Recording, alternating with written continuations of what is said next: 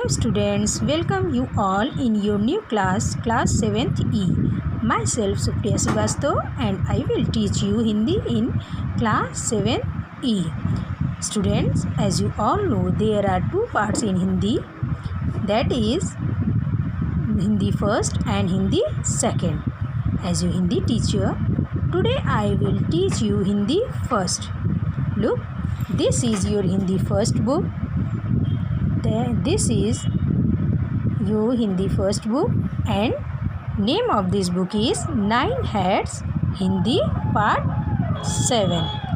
So today we will learn Hindi first.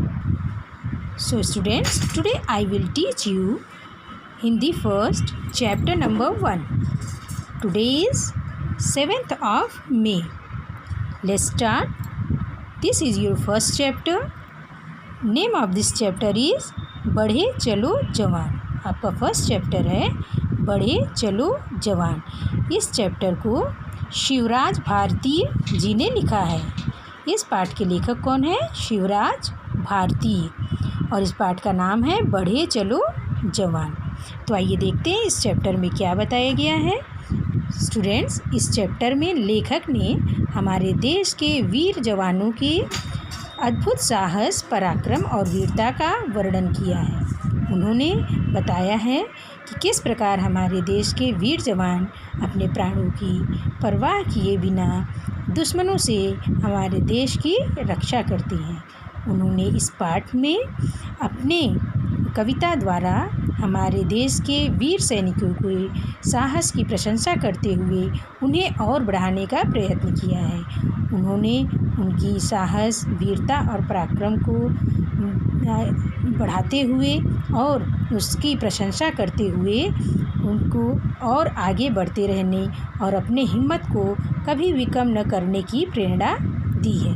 इस कविता में हम यही पढ़ेंगे. आइए देखते हैं. बांध शीश पर कफन, बढ़े चलो जवान, आंधियों को मोड़ दे तू बन के तूफान, बढ़े चलो जवान. लेखक ने क्या कहा है? बांध शीश पर कफन. शीश में सिर. लेखक हमारे वीर जवानों से कहते हैं अपने सिर पर कफन बांध लो. कफन बांधने का मतलब है कि मृत्यु से न डरना.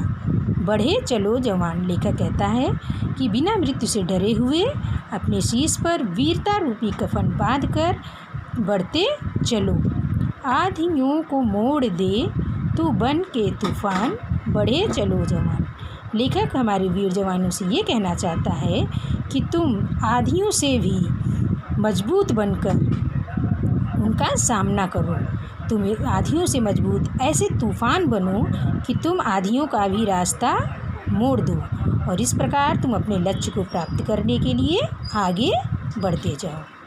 हिंद की सरहद को पार जो करे, उसके शीश पर पलट तू काल सा पड़े. हिंद मीन्स हमारा हिंदुस्तान. आप सभी जानते हैं कि हमारे भारत का नाम हिंदुस्तान भी है, तो उसे ही हिंद कहा गया है. हिंद की सरहद. सरहद में सीमा. दो देशों के बीच की जो एक सीमा बनाई जाती है उसी को सरहद कहते हैं. हिंद की सरहद यानी हमारे देश की सरहद को पार जो करे, पार जो करे. यहाँ कहने का मतलब ये है दुश्मन, जो हमारे देश के दुश्मन हैं वो हमारे देश की सरहद को पार करके अगर हमारे देश को किसी प्रकार की हानि पहुँचाने के लिए आना चाहते हैं, उसके शीश पर पलट तू काल सा पड़े. काल का अर्थ कई होता है. यहाँ जो काल का प्रयोग किया गया उस काल का अर्थ मृत्यु है. तो लेखक कहना चाहता है कि हमारे देश की सरहद को जो भी दुश्मन पार करके आना चाहते हैं और हमारे देश को किसी भी प्रकार का नुकसान पहुँचाना चाहते हैं, उस पर तुम सभी मृत्यु के समान टूट पड़ो. तुझसे होनहार पर हम सब को है गुमान, बढ़े चलो जवान. तुझसे होनहार.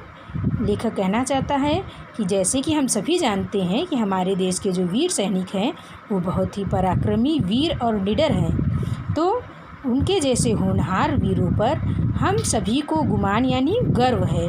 इसलिए जो गुमान हम आप पे करते हैं उसको बनाए रखते हुए आप आगे बढ़ते जाइए और देश के दुश्मनों को सदा के लिए नष्ट कर दीजिए। अपने पराक्रम और अपनी वीरता से हमारे देश की इसी प्रकार रक्षा करते रहिए। तो स्टूडेंट्स, आई होप ये जो सारी पंक्तियाँ का अर्थ मैंने बताया है वो सब आपको क्लियर हो गया होगा। और अगर आपको कहीं इसमें कोई डाउट है तो आप मुझे कॉल करके इस नंबर पे पूछ सकते हैं। ये मेरा कॉन्टैक्ट नंबर है। अगर आपको किसी प्रकार का कोई डाउट हो तो आप वो फ़ोन करके मुझसे क्लियर कर लीजिए। और स्टूडेंट्स, मैंने जो ये चैप्टर आपको आज पढ़ाया है उसके आगे का पार्ट मैं अपने नेक्स्ट वीडियो में पढ़ाऊँगी। तब तक के लिए आप इस पार्ट को अच्छे से पढ़िए और उसको अच्छे से याद करने का प्रयत्न कीजिए। आज का आपका होमवर्क यही है कि ये दी गई कविता के 8 लाइन को अपनी रफ कॉपी में लिखकर उसे याद कीजिए।